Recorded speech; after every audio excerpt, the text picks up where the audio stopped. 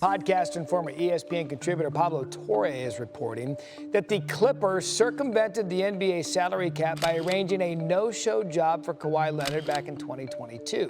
When Steve Ballmer came and had that interview with Ramona Shelburne, he had plausible deniability.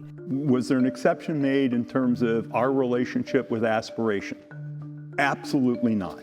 These revelations that came out today had substantially less plausible deniability. The vice chairman of the Clippers made an independent decision to invest in aspiration 9 days before Kawhi Leonard got paid when no one else was getting paid. How broad do your powers extend as far as penalties you can assess to the Clippers, to Kawhi Leonard? Are very broad powers in these situations. So right now on ESPN.com, senior writer Baxter Holmes, he peels back the layers of the dealings between Kawhi Leonard, the Clippers, and aspiration. He also takes an in-depth look at Kawhi's Clippers tenure, and he joins us right here on NBA Today. Baxter, really, you detail in your story that this isn't the first time that the league has had questions about Kawhi Leonard, about his health, about his business dealings. But this one with aspiration, it is a little bit different. Why?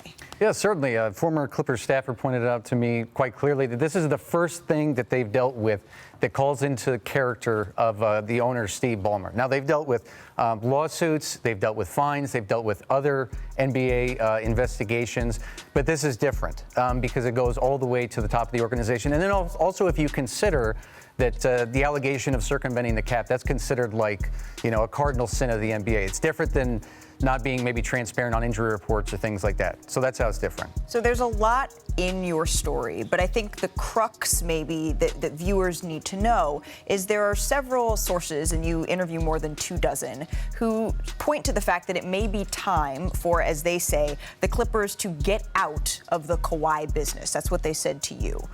Why? Where do things stand now? Well, look, the Clippers are optimistic that if he can stay healthy, they're excited about the coming season. But taking a step back, if you consider the huge investment that they made in him in the beginning, which has helped Oklahoma City build the dynasty in many ways, if you consider how many games that he's missed, if you consider all of the off-court issues and drama, the current ongoing investigation that's playing out right now, a former staffer said to me, it's at some point Steve has to get out of the Kawhi Leonard business. Now, he's under contract for 2 more seasons, at the end of which he'd be 36. Obviously, he has extensive mileage and injury history. I don't know what happens to him after that point. People I talked to said they expect him to play through this current contract. Beyond that, no one's quite sure. Well, and when you think about the last time we saw Kawhi Leonard and the Clippers on the court, it was really exciting, I think, to see for a lot of Clippers fans, which makes this all the more complicated as the organization takes a look at how it's going to move forward here. I want to bring Brian Windhorst back into the conversation. Wendy, what does this actually look like, do you think, this season for Kawhi Leonard and the Clippers?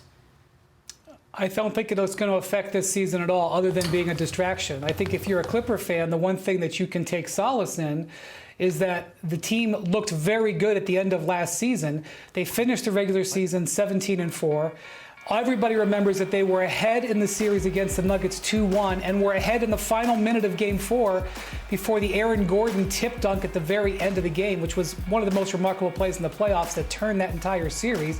And then in the second half of last season, after the All-Star break, Kawhi averaged almost 26.7 rebounds and shot 52%. And even continued to work out through mid-June because he felt so good and wanted to have his body take over. And as Baxter said, he is under contract for the next 2 seasons for $100 million. The Clippers may have made some mistakes in the past with the Kawhi Leonard situation, but they are stuck into it right now and actually feel like they're in a good place with the team and this roster changes that they've made. And that's what I think the message that you'll hear when they meet for training camp in 2 weeks.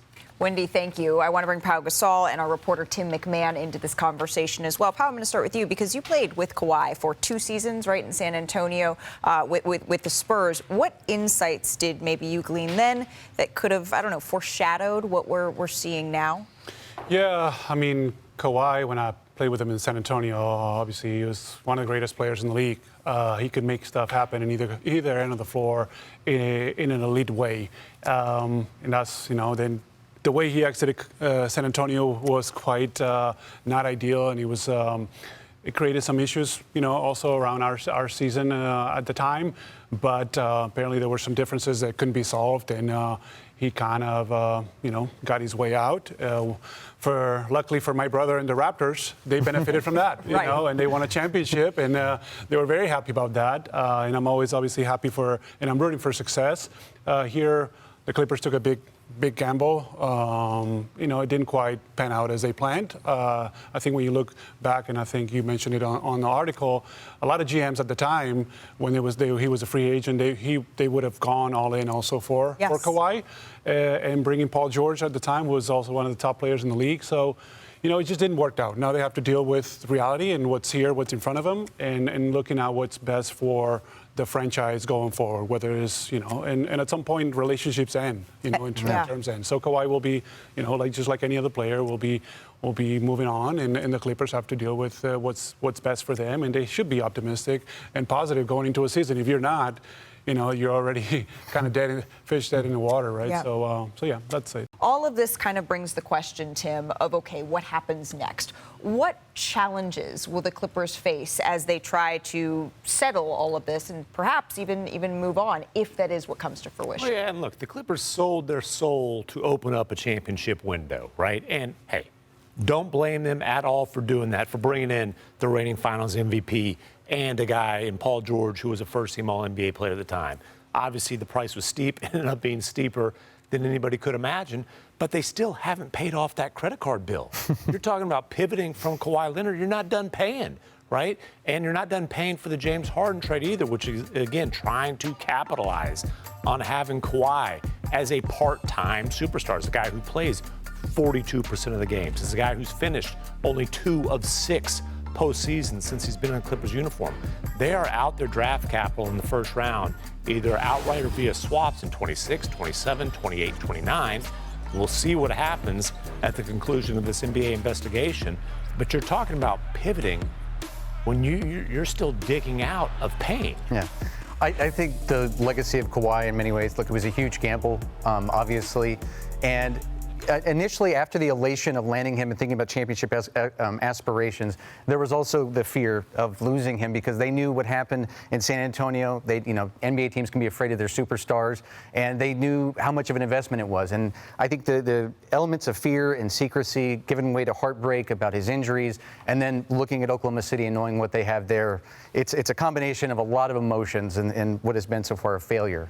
Right. Well, because when you connect the dots, there are some ways in which you can say that these moves have directly led to a championship for Oklahoma City and perhaps one of the best chances we've seen at a dynasty since the Golden State Warriors. Again, this is complicated. There's a lot there. I encourage you all after the show to go check out Baxter's article. It's up right now on ESPN.com and get the full context here that we're talking about. Of course, we will continue to update you on this story. So our NBA insiders, they power ranked all 30 teams for the next 3 seasons. And remember, we've had no repeat champions in over 7 seasons. But that didn't stop our experts here. They have the reigning champs coming in at number 1. Because this summer, the Thunder, remember, they locked in their core, SGA, J-Dub, and Chet, until the 2030-31 season. They also have up to 8 first-round picks in the next 3 drafts. So, Brian, the question is, how many championships is this team going to win in the next 3 years? Yeah, so obviously this is an easy pick at number 1. The real question is, after this upcoming season, Malika, when Lou Dort and Isaiah Hartenstein both can be free agents, and the question is, can the team afford to keep this core together? But they're going to keep their stars together. See how he just Euro sidestepped me on that question, Hey, Tim? Winnie doesn't do predictions because he is well, coming scared. in at number 2. Did you just call him scared? Scared. Let's talk about the Rockets. Just acquired Kevin Durant this summer. He joins a core of Alperen Sengun, rising star Amen Thompson. I'm actually going to go to you, Tim, on this one, not Shanae. Is there a chance we could see the Rockets leapfrog OKC in that number 1 spot in the next 3 years? OKC is leaps and bounds over anybody else, but the Rockets have positioned themselves as the primary challenger. Here's the question, though. Will Kevin Durant be in Houston for all those 3 years? Yes. That extension ain't done yet. Coming in at number Number 3 for the future power rankings, the New York Knicks. Their core of Brunson, Cat, OG, Bridges, remember, all under contract at least the next 3 seasons. So, Shanae, are they best set up in the East during these 3 years? One thing I do know is it should not be new coach, same results. There's a lot of pressure in New York, but they're not new to that as well. I mean, look, if you look at the East, it's decimated by injuries. This is an opportunity for them to get back to where they just were, Eastern Conference Finals. But I do believe if they stay together and they address their depth, they will have a shot for the years to come. I feel like I asked everyone a question. I don't know if anyone answered what I asked, but you know what? It's fine. Pau can host the next segment.